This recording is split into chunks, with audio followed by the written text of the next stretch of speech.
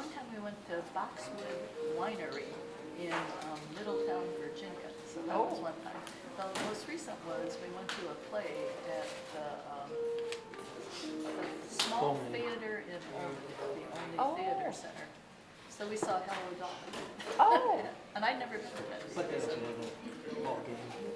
Yeah, so there was a baseball game, and there was one time we went to Toby's Dinner Theater. That was a while ago. Oh. So he does one of those things. Unrelated, sort of related. What is the construction of Toby's? Oh, they're gonna do, Is that, are they expanding? they're doing, it's gonna be both a residential building, Okay. maybe for people who Let's get started a minute early. expand the Toby's Dinner Theater. So welcome to our second quarter client care program education event. It's great to see everyone, especially on such a beautiful day this morning. We have food and refreshments in the back and coffee. If you didn't hear, be mindful that the lids are a little bit loose, so just be aware of that. Restrooms are outside and to your left. And we're going to start on time and end on time. I want to first thank our good client, Andrea, for bringing a trumpet that was her daughter's. Your daughter's? Yes.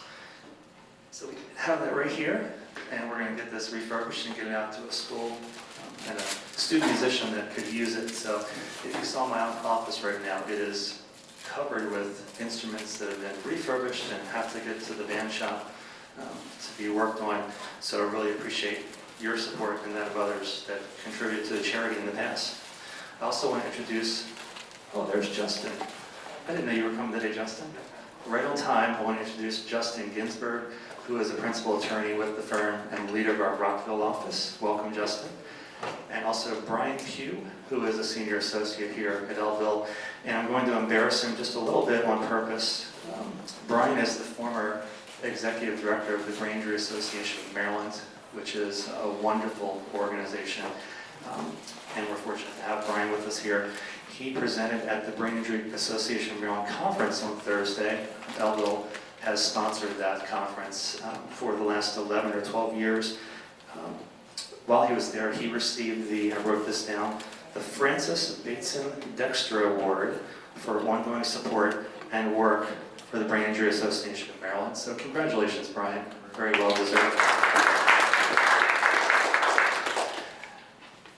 And so we have a great presentation for you today. I'd like to introduce, as you all know, Stephen Elville, Managing Principal of Elville and Associates, and Gary Greenwald, Principal of the Law Offices of Gary Greenwald. And I will turn it over to you. Good morning, everyone. Good morning. And thank you for your support and for coming out to support your own estate planning and your family and all your dedication, and for everyone being here. And as Charles reminded me, Charles said, hey Steve, we're doing pretty well today considering how nice it is outside. So thank you for coming. And then Deidre, who's here, said, Steve, hey, you're not having any special guests, but I do have a special guest. This person is very distinguished. Could you come on in, Darius? Here's my special guest, my little friend Darius. And you'll notice Darius has a heart on his side. So, come here, buddy. This is my buddy. So if you ever want to know what's happening in my office at work, Darius sometimes comes with me. So he is my second in command. All right. So we can do. All right. Well, again, welcome. And so as we get serious now, what I want to go over is some information from the Heckerling Conference. And if you're saying to yourself, well, what's the Heckerling Conference? Well, in the University of Miami system, there is the Heckerling Institute. So anybody who wants to keep up with estate planning in the world goes to the Heckerling Conference, financial advisors, CPAs, lawyers. And so this is something that used to be in Miami for years, and now is in Orlando. And so every year we try to do a Heckerling update. Now, you're a dedicated client care program member, and by definition, you want to know what's going on in the world of estate planning. So if you look at some of the things we're going to go over, you may say to yourself, well, what does this have to do with me particularly, right? Like, what is this stuff? But just remember that the world of estate planning is highly evolving. And if we were having this conversation 20 years ago, there really wasn't a lot going on. I mean, Maryland law was very static. The Maryland Trust Act had not happened. In 2014, finally it happened. Maryland power of attorney laws were old and horrible, 25 years ago. 2010, those laws were updated. And then our estates and trust section of the bar has done a great job over the last 15 years bringing Maryland law up to date. So Maryland law does have a lot to do with national law and what's going on. So I would just encourage you to take this in. If it gets a bit overwhelming or you say, what's going on here, raise your hand and interrupt me. But I'm just going to give you an overview of what happened at the Heckerling Conference. And if you find something that you can grab a hold of and find substance in it, then you can walk away with 2 or 3 nuggets from it. But let's get into the Heckerling overview. And remember, you can ask questions. We can stop if we need to. Okay, so the Heckerling Institute, what we want to do is really just think about why they're emphasizing a certain type of takeaway from the conference. So I'm going to give you my personal impressions. I'm going to give you some of the overview topics, some trends and major interests of development. So the atmosphere of the conference was never like anything I've ever seen before. 4,000 estate planning attorneys in one room, if you can imagine that. Very exciting, very exciting. And tax lawyers. So the planning community seemed to be kind of reuniting, like we're more committed to service of clients and so forth, including advisors and financial advisors. The leading academics and attorneys are taking a rather skeptical approach to a couple of the additions to the IRS code recently. So as you work through your charitable deductions and other deductions in your income taxation, make sure you're talking to your CPA very closely. Income tax is king, right? Income tax is king, and we're going to get into that. It always has been for the last several years. Professional responsibility is king. And you may say, well, what's that got to do with me? That has to do with the professionals who are helping me. But in the world now of AI and lots of other things that threaten confidentiality and the attorney-client relationship and so forth, this takes on new meaning, professional responsibility. SLATs, what are SLATs? A spousal lifetime access trust. This is a popular technique to take advantage of the very large estate tax exemptions that we have right now. How many of you know what the federal estate tax exemption is? Charles? 15 million. 15 million and 5 million for Maryland. Governor Moore, in the last couple of months, proposed a $2 million estate tax exemption again, but it was not acted upon. So we continue to survive with a 5 million exemption, which is very good considering that I believe Connecticut has a 2 million exemption for its state estate tax, and Oregon only has a 1 million exemption. So at least we have portability and we have a $5 million exemption. So that's good. We have both of those things in Maryland. But SLAT planning is really what we would call the new normal.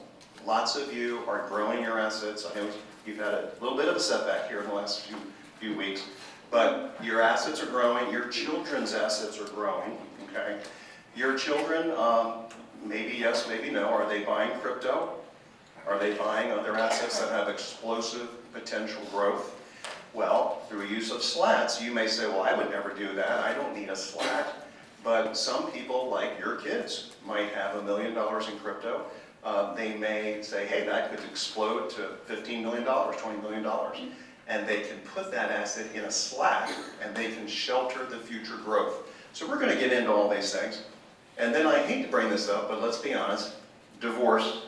Divorce is the force. So in estate planning, okay, we have a lot of protection for divorce in our documents, depending on what your goals are.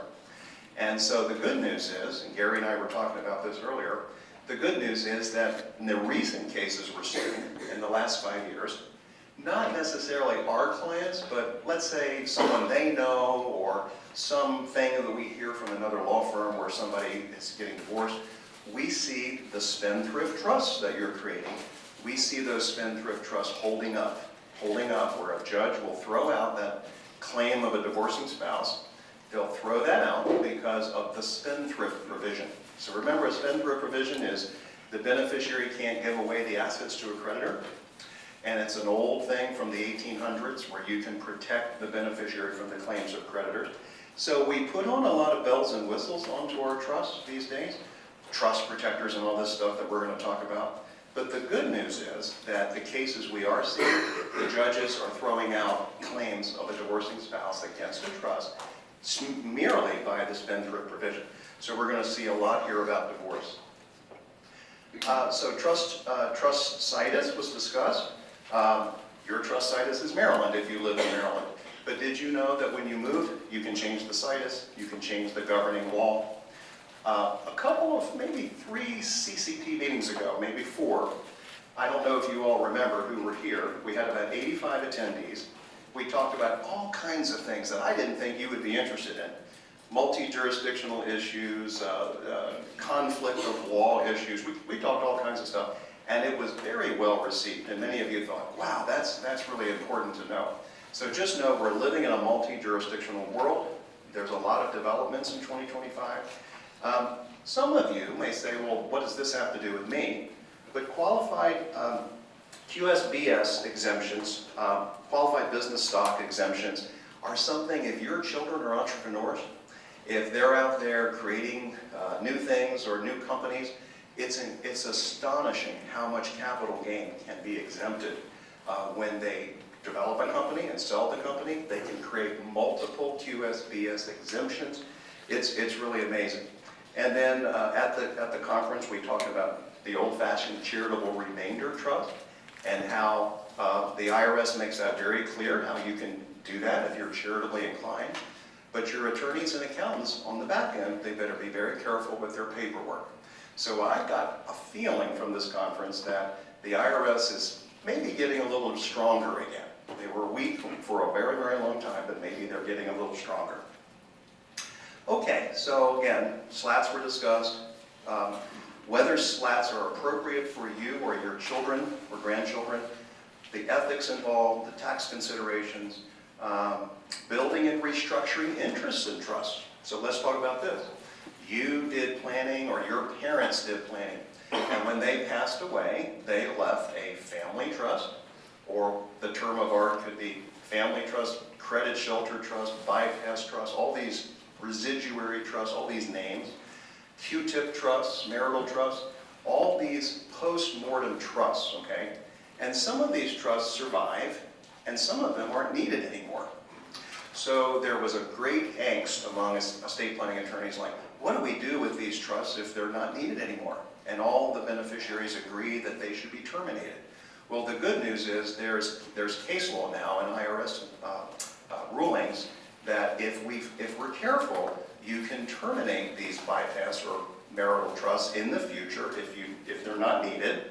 And some of you might be sitting there saying, well, wait a minute, Steve, we're creating these so they will be needed and they will be used and they will protect, okay?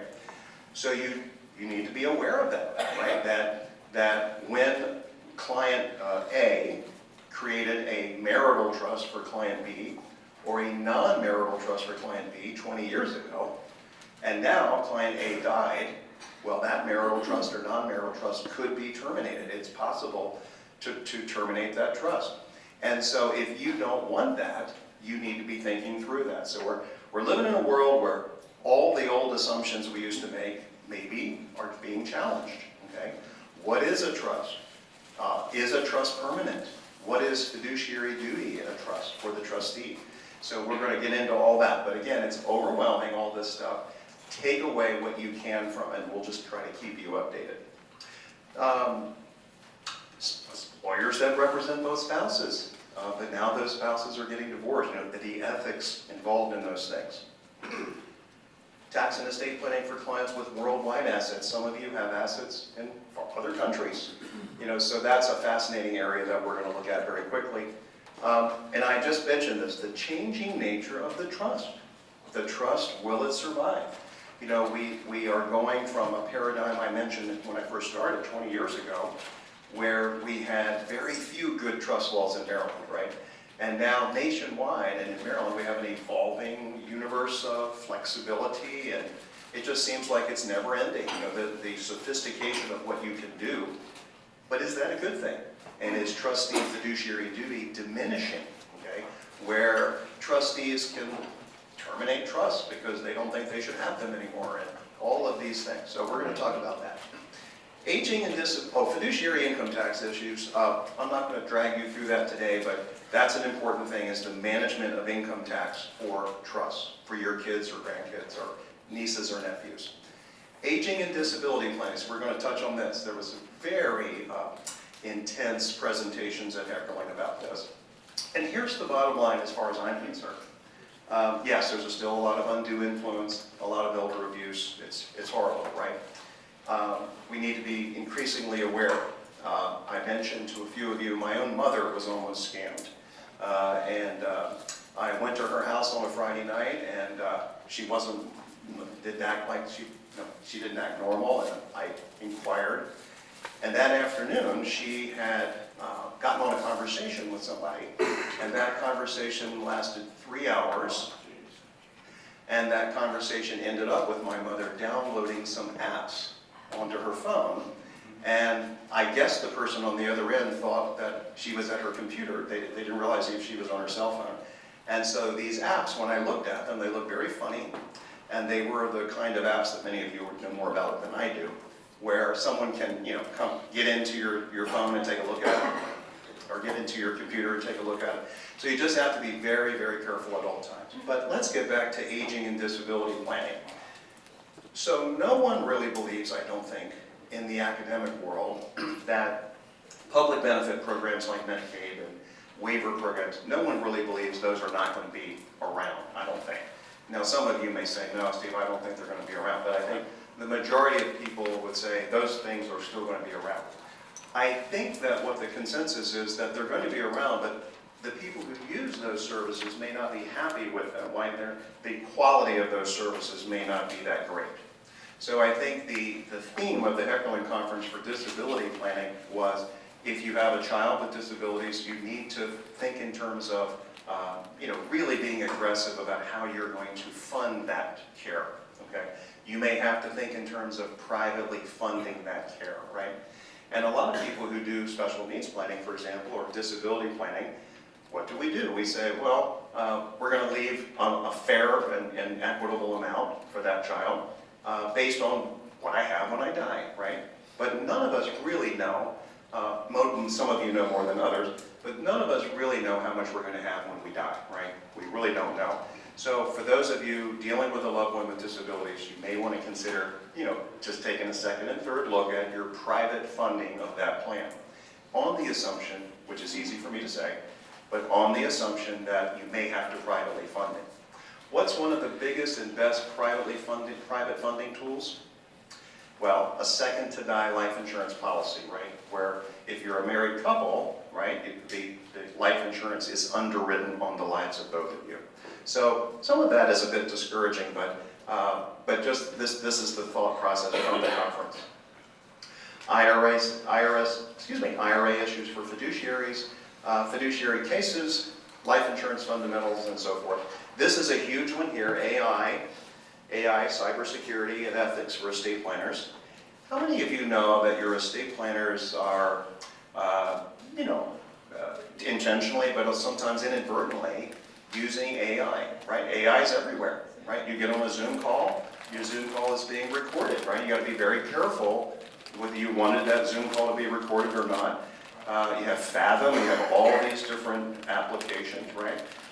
So attorneys now, as part of ethical responsibility, have to read the fine print. They have to read the fine print of these service agreements, right? Because here's a good example. AI, and even though Elville and Associates is not at this level yet, AI can be used to do what? A conflict check, right? So what if somebody becomes a new client? Through AI, I supposedly can do a complete conflict check of thousands of clients in 30 seconds, right, with AI. But the question is, when I do that conflict check, not necessarily because of the conflict check, but I think what you get is the feeling that these AI programs are going in there and seeing client data, right? Estate planning.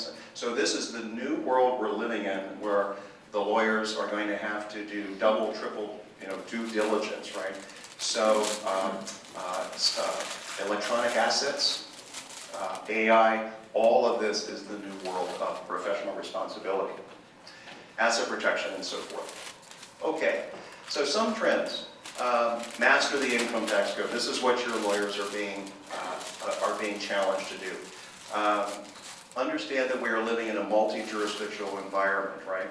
How many times a month do I have to tell someone, if you need long-term care, you need to look at both jurisdictions, Delaware and Maryland, not just Maryland, because Maryland is not a really great place to age in place. Our waiver programs are not as strong as Delaware and New York.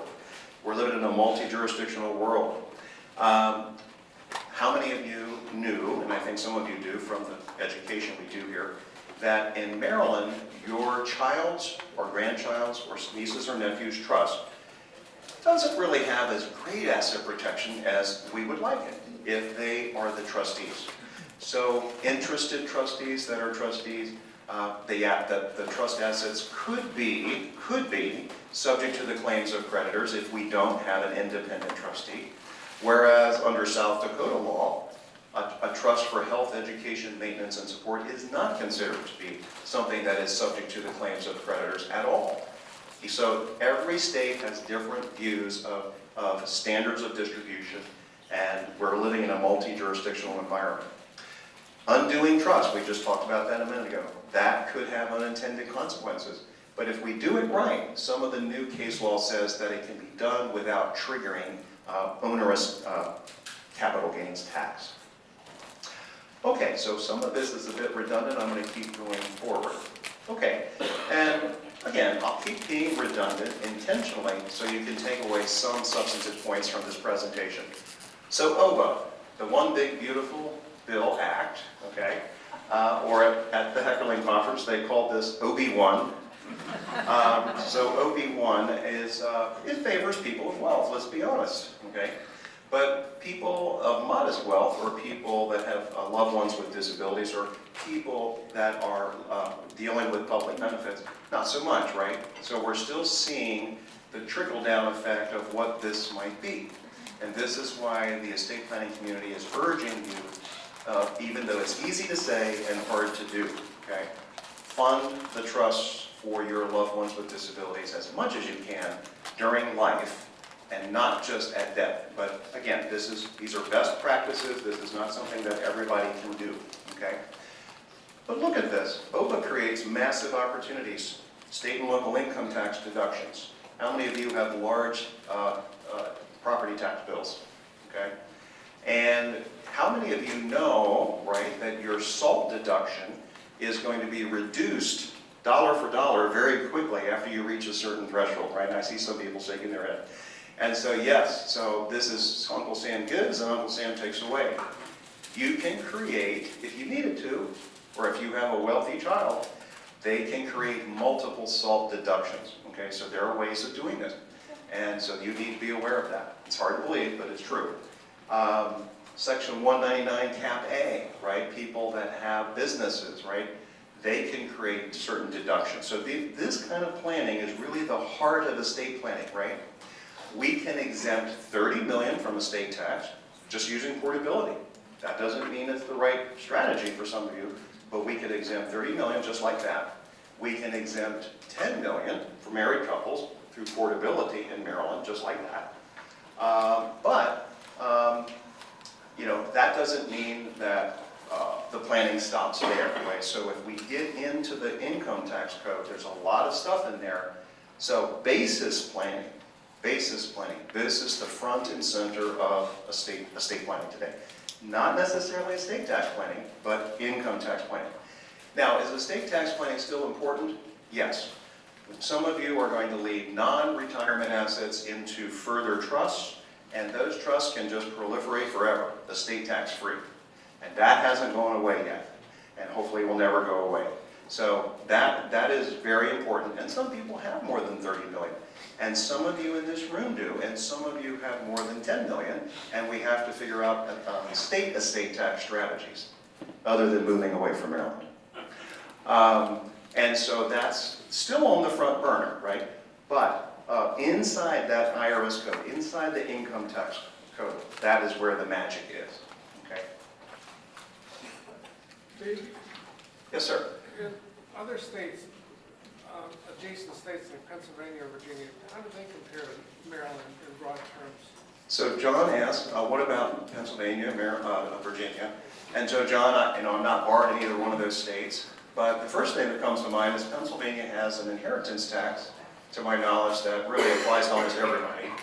And Maryland's inheritance tax is abolished as to lineal descendants. But if I left something to a niece or nephew or a friend, that person would be subject to inheritance tax in Maryland. But largely it's been abolished. And Pennsylvania is, to my knowledge, it is, everybody gets taxed, all right? Virginia, to my knowledge, has no state-to-state tax. I don't think Pennsylvania has a state-to-state tax either. And Virginia, I don't believe has inheritance tax. But this is just my understanding. If someone, yes, Gary? Maryland is the only state in the country. Is your microphone on? I'll talk loud. Okay. Maryland is the only state in the country that has both an estate tax and an inheritance tax. Gotcha. The crowd has just dispersed. No. Okay. All right. So, we have had an obsession in estate planning about slats. Real quickly, so you know this, or your children will know this, slat is a fancy bypass trust. How many of you know what a bypass trust is? You die and you leave a trust for a spouse, and that's a non-marital trust. If you left $5 million in a non-marital trust at your death, your goal would be a couple of things. I left that $5 million for Maryland, so there's no Maryland estate tax at my death.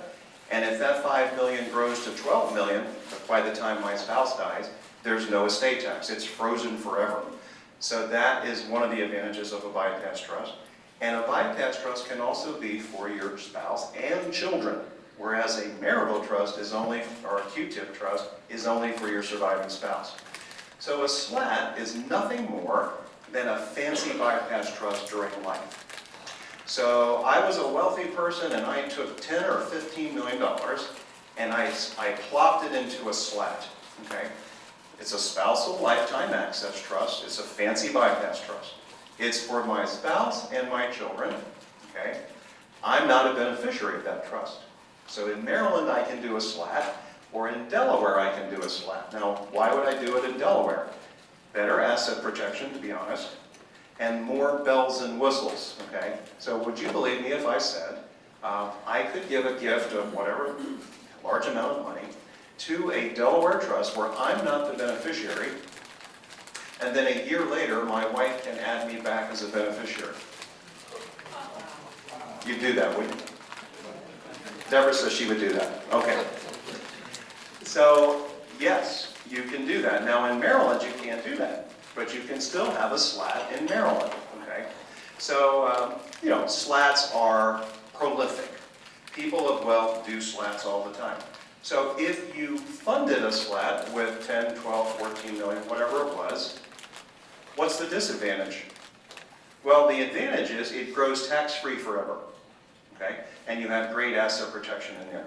The disadvantage is it does not get a step up in basis at death. So Uncle Sam gives and takes away. Why is it that rich people, wealthy people, would give 10, 12, 14 million dollars to a slat? Because they want to use their estate tax exemption now before it ever goes away. But now because of OBA, it's not going to go away.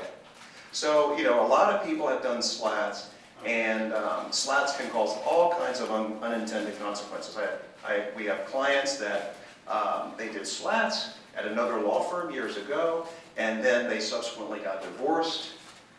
And what is one of the characteristics of a slat? It's a grantor trust. What is a grantor trust? A grantor trust is a trust where the grantor pays the tax. So how would you like to be divorced and you're still paying the tax of your ex-spouse's trust? So this is the kind of stuff that happens with slats. So what the Heckerling Conference is saying, be careful before you get into a slat and make sure you understand all the risks and so forth. Conflict of laws. As the laws have been updated now in the last 20 years, we have a paradigm of old laws that are some of them are not updated as some of them do get updated, and now there's conflicts of laws throughout the various states. So you might use, we're not going to get into this, but you might use the conflict of laws between this state and another state to your advantage. It's crazy stuff, but this is the world that we're living in. Portability elections. Let's get back down to earth. Okay. Portability. Okay. You're married. Sorry if you're single, because this doesn't apply to you right now. But if you're married and your spouse passes away, God forbid, you have the ability to port your deceased spouse's unused exemption amount. Okay. So right now, let's presume that was $15 million and $5 million because your spouse never used those things during life. So you can bring that over to yourself. Well, believe it or not, some people have taken this for granted. Okay. And what the Heckerling Conference reminds us of is that when you're doing your portability election after the death of a spouse, be sure to really nail down the paperwork correctly. I mean, I know it sounds ridiculous, but there is a Form 706, the federal estate tax return, and it's about that thick, and it has to do with the Maryland estate tax return. And what the Heckerling Conference reminds us of is that there are people in 2025, a couple of big cases where there was blown elections. People made a portability election but did not do it properly with the IRS paperwork. So we don't want to take it too for granted. We have to get the paperwork right for the portability election. AI creates opportunity and professional responsibility dangers. Okay, so we're being somewhat redundant here. Basis planning, income tax planning, undoing trusts, IRC 67 and 68. There is a discrepancy in the way the current administration implemented this particular tax code, part of the tax code. And we won't get into it today, all of it, but when you go home, Google this and see, Google discrepancy and IRC 67 and 68, you'll see what I'm saying. And it has to do with really that particular law not making sense in some ways. And the academics at the Heckerling Conference are pretty disgusted with the IRS and the tax court over this. So just take a look at that. This is about itemized deductions. Okay, so we still have these income tax brackets. If you didn't know this, your children who are married, they have to make $768,000 to be in a 37% tax bracket. Okay? Your single child or grandchild, they can make $640,000, so they can make huge amounts, right, without being in the top tax bracket. But look how much the trust can make before it pays 37%. Okay? So I just spoke to a CPA yesterday about a case, and he said, Steve, this trust spun off basically $75,000 of income. And we have to distribute out this income to the beneficiaries. This is another trust that I was dealing with. And he's absolutely right. If we don't take that $75,000 out of the trust and give it to the beneficiaries, the trust is going to pay 37%.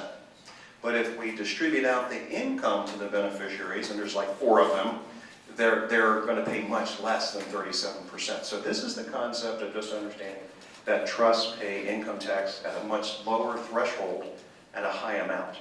Okay, the annual exclusion remains $19,000, okay, per person per year for gift tax purposes. But for ABLE, Maryland ABLE, now we're switching to disabilities, achieving a better life experience, it's $20,000. So ABLE used to follow the annual exclusion, but now it's $20,000. All right, charitable contributions. Again, I don't want to put everybody to sleep with all this, but it's in the materials, okay? These are the new rules, okay?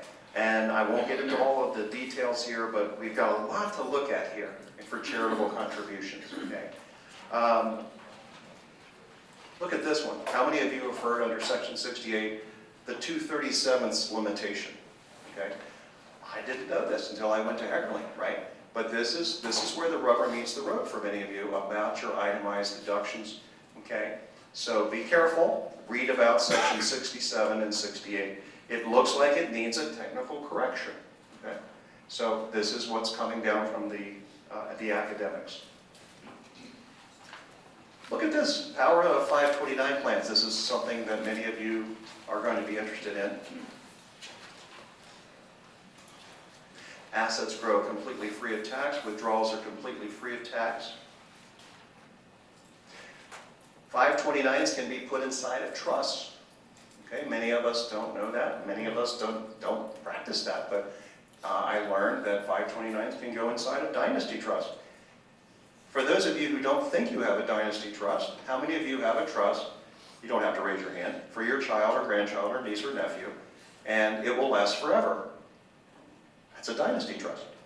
You might have a dynasty trust right inside of your own revocable trust, okay? Trump accounts. So this is coming up, right? July 4th, this is coming up. For individuals under 18, this is kind of like an IRA, okay? So unlike the annual exclusion, remember the $19,000 per person per year? When you give that to someone, that's a gift of a present interest, okay? Or you give that to a trust. If you give that amount to a trust, it qualifies as a present interest, but not the Trump account, okay? So this seems to have some technical flaws, but the honest truth is, it's pretty amazing, to be honest. No matter what side of the political aisle you may be on, this is a pretty powerful thing to be able to do for someone who's under 18. Steve, what is a gift? Yes, sir. Yeah. So that is now in the code? Yes. Yes. This is it. This is in the code, and it's effective July 4th. I think somebody said, how are they going to do it on July 4th because the government's closed, but go ahead. I guess the question I have, and, you know, and I think for people who are somewhat skeptical of anything coming out of the federal government, how do we know that this is real? How do we know that anyone is putting away money for anybody and that that money will be available, let's say, 18 years from now? And who would be enforcing that? That's a wonderful question. That is just a wonderful question, and you know, the truth is, I can only report that the gurus or academics at the Heckerling Conference are somewhat quiet about this. They seem to be somewhat mystified by it. They don't quite understand what it is 100%. I mean, I'm just being honest, and I don't really know that they even have the answer, but that's a great question. What I'm happy to do is look in the Heckerling materials, because there are books and books of materials that you get every year from it, and see what they said about Trump accounts, and you know, the more of a breakdown about it. But I think that's an excellent question. Gary, did you have a comment? Going back just a couple of moments ago, you used the term a gift of a present interest. What is a gift of a present interest? Well, a gift of a present interest is a gift where I give $19,000 per person per year, but let's say I have a grandchild. I gave that gift into a trust for my grandchild. So Gary and I were talking before everybody came in about a gifting trust. And I can make a gift into a gifting trust. Instead of just making the gift to my grandchild, I can put it into this nice little gifting trust. And if I make that trust a grantor trust, I can still pay the tax on whatever interest is earned on that gift. But when I put that in there, if I want that gift to qualify for the annual exclusion, I have to give my granddaughter or my grandson, who is an adult, I have to give them the right of withdrawal. So this is the crummy power that many of you have heard about, where if you give them the right of withdrawal, usually for 30 days, and they better not do that, but you put that in there, and that's a present interest. So Gary, if I give them that power, they don't withdraw it, but I gave them the present right of withdrawal. Now that gift will qualify for the annual exclusion. All right. So again, we talked about the blown portability election problem. We don't want that to happen, so we want to be very careful, okay? The same thing is about a Q-tip election. So the government has a sense of humor, right? The Qualified Terminal Interest Property Trust, another acronym, okay? So many of you who are leaving gifts to your surviving spouse in trust, you're going to use a marital trust. The marital trust qualifies for the unlimited marital deduction, but it also provides the surviving spouse with asset protection. It provides the surviving spouse with creditor protection, okay? But that election has to be made, and it has to be made on Form 706. So there can be a blown Q-tip election. The estate of Griffin case was one of those cases, and the estate of Rowland, a blown portability election. What would happen if someone failed to make a proper portability election? Well, you would lose the portability of the deceased spouse, $15 million exemption and $5 million for Maryland. So that would be pretty devastating, right? And remember, that's a blanket of protection that we never had before, for years ago. All right. Hopefully you don't have to go take a drink on this one. Divorce rates are 42% for first marriages, 63% for second marriages. I know you've seen these before. 73%. What was that? 73% for third marriages.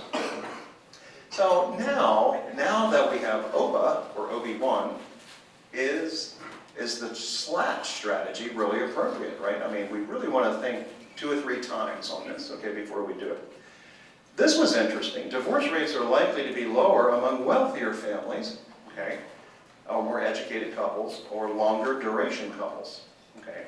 So when we're thinking about SLATs, even though there's wonderful asset protection, wonderful estate tax planning, we have to keep in mind that there's no step up in basis, okay?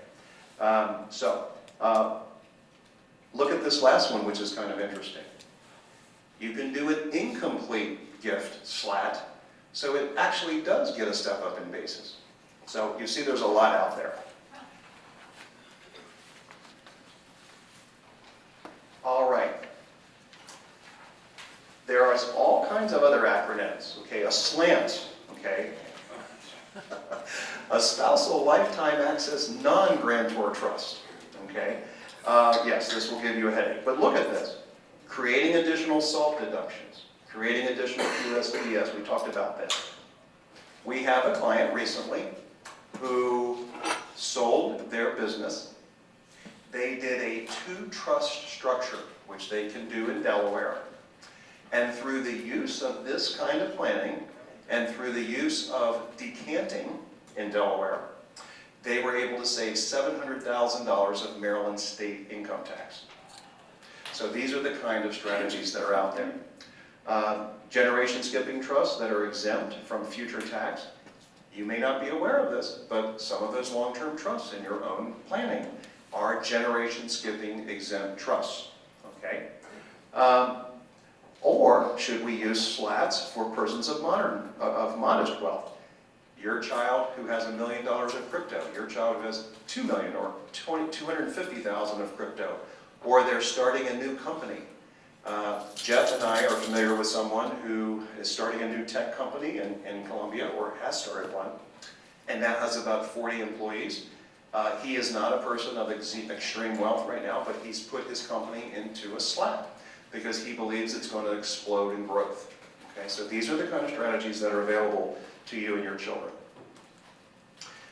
I'm just going to keep moving. We have a lot to cover, and of course we're never having enough time. Reciprocal trust doctrine, the estate of grace. How would you like to have your child or a family member create a trust, and it was equally advantageous for their spouse to create a trust? So they did, but they created the trusts that are too similar. So Uncle Sam ignores that. They ignore the trust. Uncle Sam says, those trusts are reciprocal. We're just going to ignore both of them as if they never existed. So all that tax planning goes down the drain. And when do you find this out? You find this out on the death of the person, and now their estate is subject to all this estate tax that they could have avoided. So the reciprocal trust doctrine is very important to understand if you're creating more sophisticated trusts. And I won't bore everyone with all of this, but it's in the materials. Okay? This slide and the previous slides are talking about ways of creating trusts where we can make sure that reciprocal trust doctrine does not apply. We can make those trusts substantially different. The step transaction doctrine is another one, where it looks like it was all just one big scheme to create this thing to get around tax. So Uncle Sam can call that the step transaction doctrine, so there are many famous cases about this as well. And so how to avoid the step transaction doctrine, okay? Now again, we could just go on and on and on with the SLAT issue here, all the tax advantages that can be gained under OVA. But the thing to take away from this is your children who might be creating wealth, your children who might create the wealth you've done a wonderful job of creating and proliferating to them, now they are extrapolating on that. They have a lot of choices, so they really need to make informed decisions about this, because some of these advanced trusts are wonderful and the results are wonderful. Some of them can have unintended consequences. All right, so we just talked about how in Delaware a spouse could be added back even though they gave away the property. Loans and swaps between beneficiaries and family members. The McDougall case is the most famous case for the reciprocal trust doctrine than the step transaction doctrine. Okay, so let's move on from SLATs. I'm just going to flow through the material here.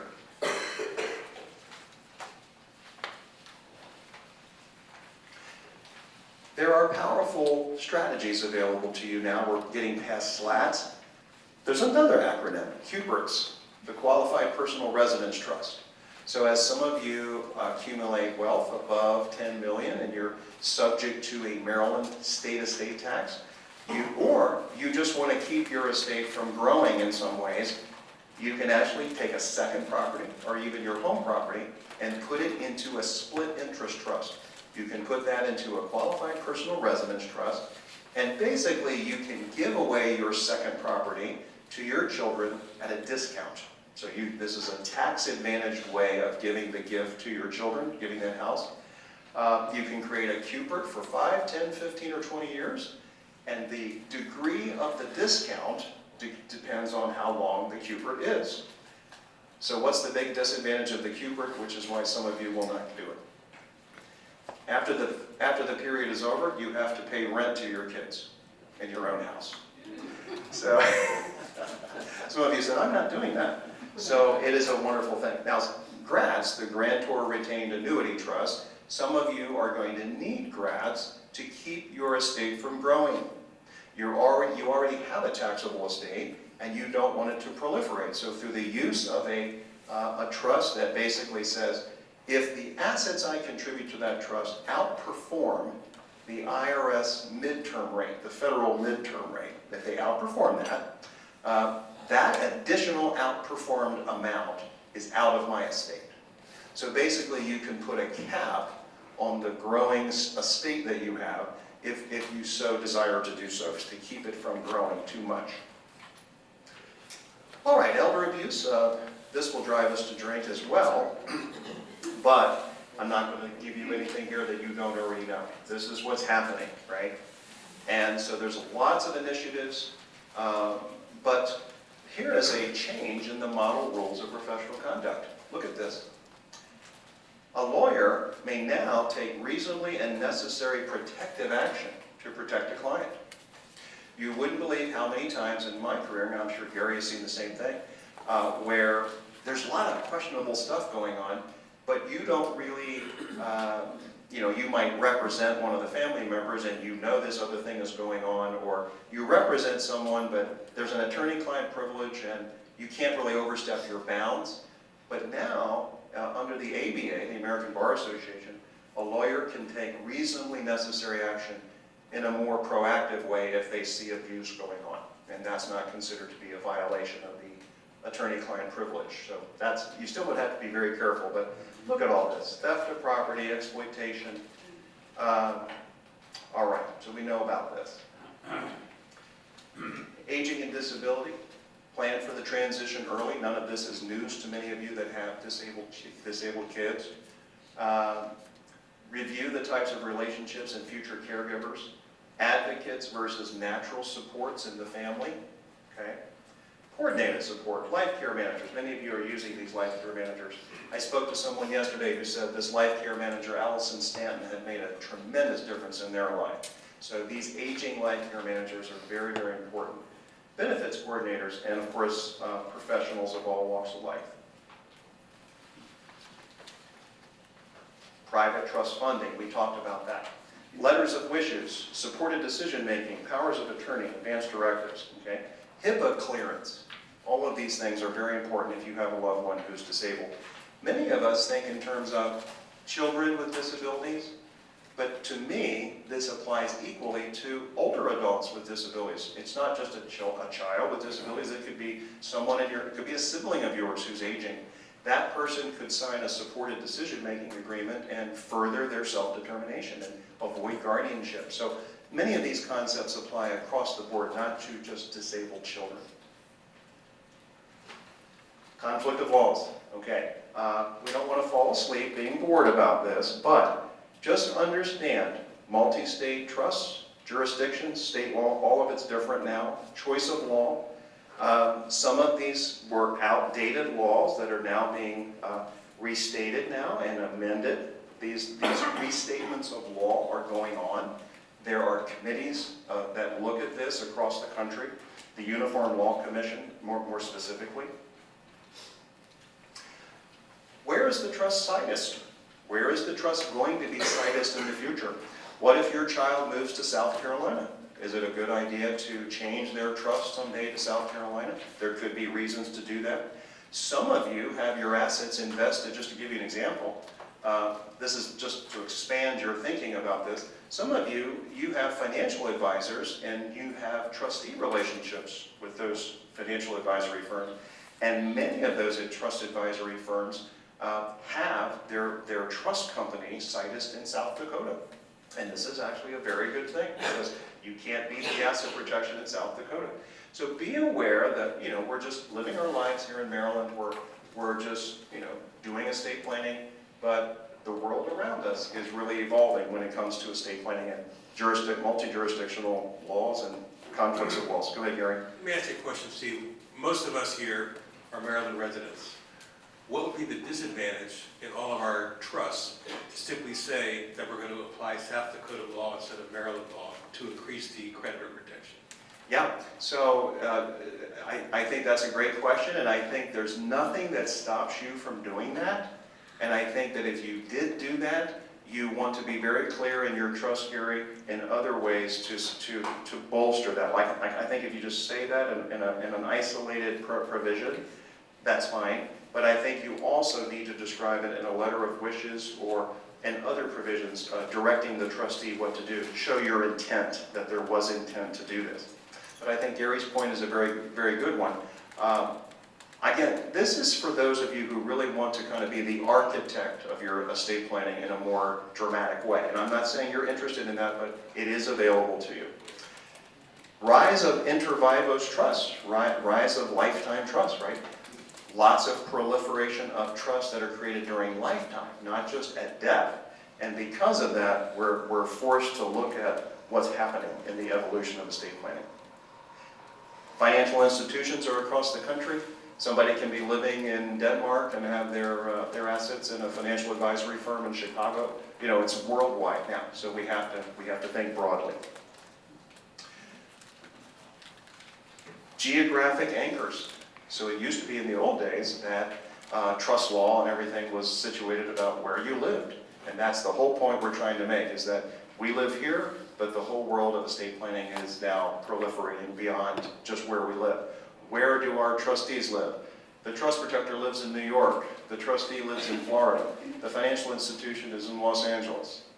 Conflicts of laws, okay? Something to be aware of. Choice of trustee, of course, is crucial, telling you things you already know. So the governing law clauses, just like Gary mentioned, is very important, okay? But we can articulate these things. Decanting and non-judicial settlement agreements. These are ways of changing otherwise irrevocable trust. We already know that. Those of you who come to these sessions, you know that. But depending on the state law, it could be different. For example, South Dakota's decanting laws are going to be probably more expansive than Maryland's, even though Maryland is a very good state for that. AI, so we're running out of time, and I'm not going to get through the whole presentation, and we want to make sure we leave plenty of time for the next presentation and give you a break. But let's talk about this, and maybe this is one of the last things we'll talk about in this segment. So, obviously, we have AI for a lot of things. I was using AI this morning for something I didn't realize I was going to use when I got up.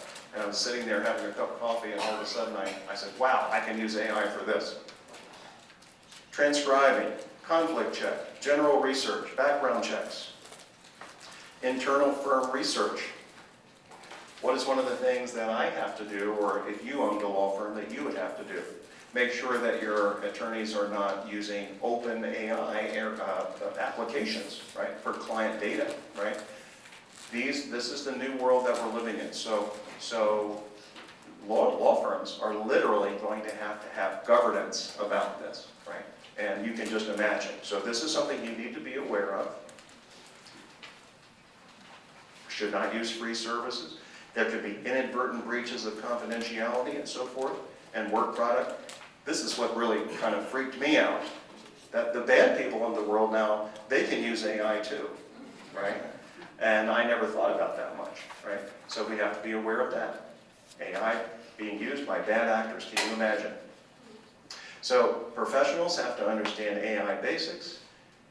They have to, use of an unverified service, okay?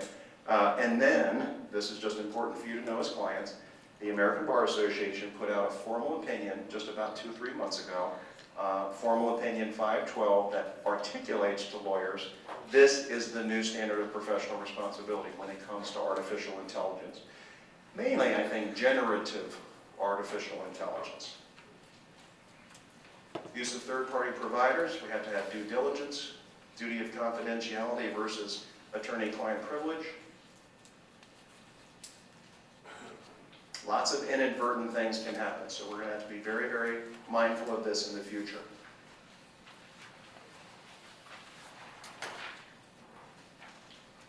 I won't take more than 1 minute on this. Again, Q-tip trusts and non-marital trusts can now be terminated.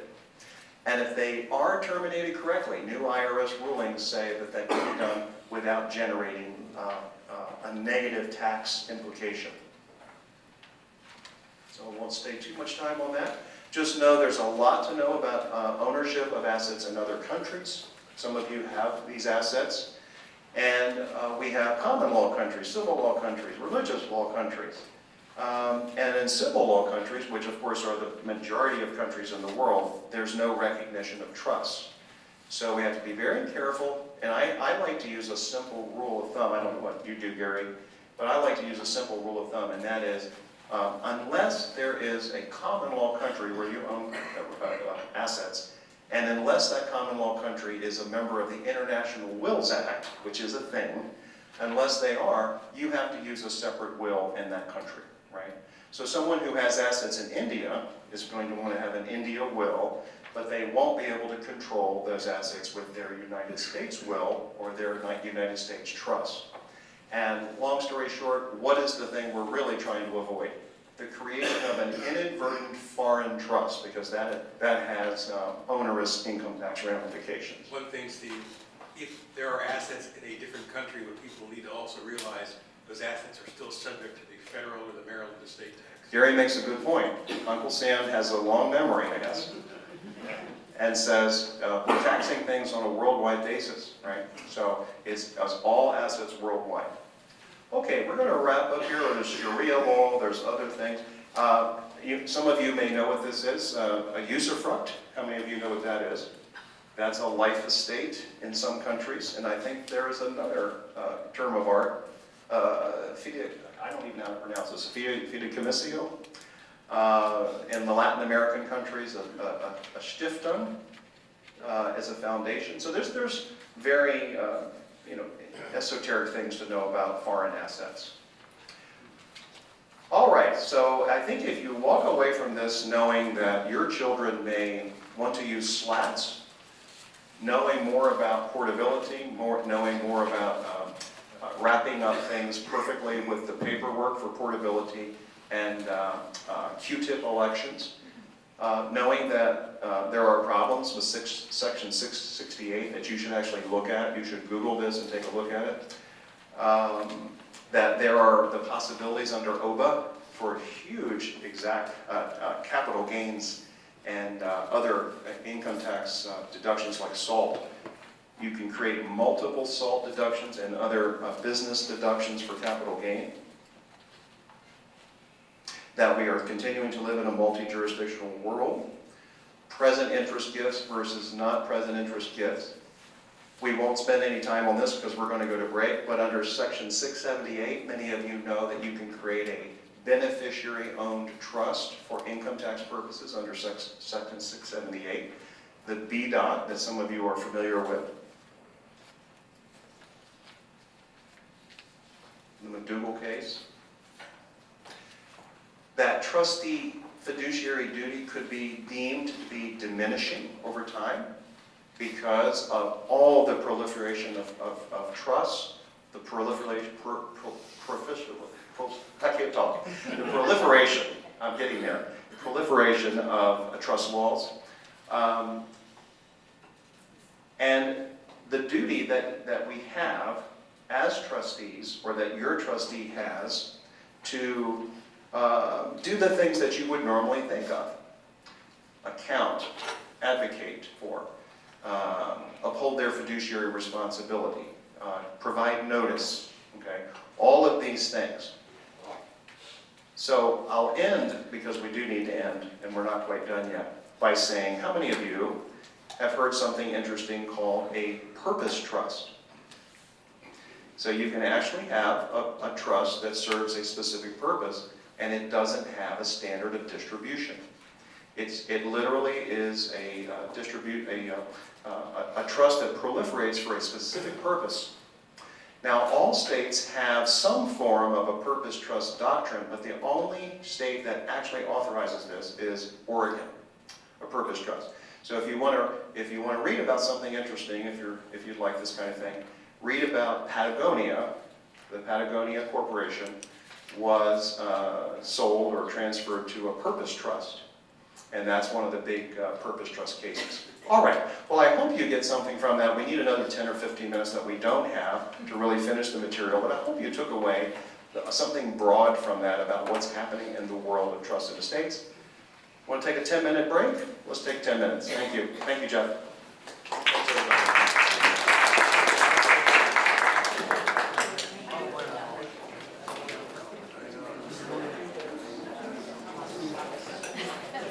Very nice.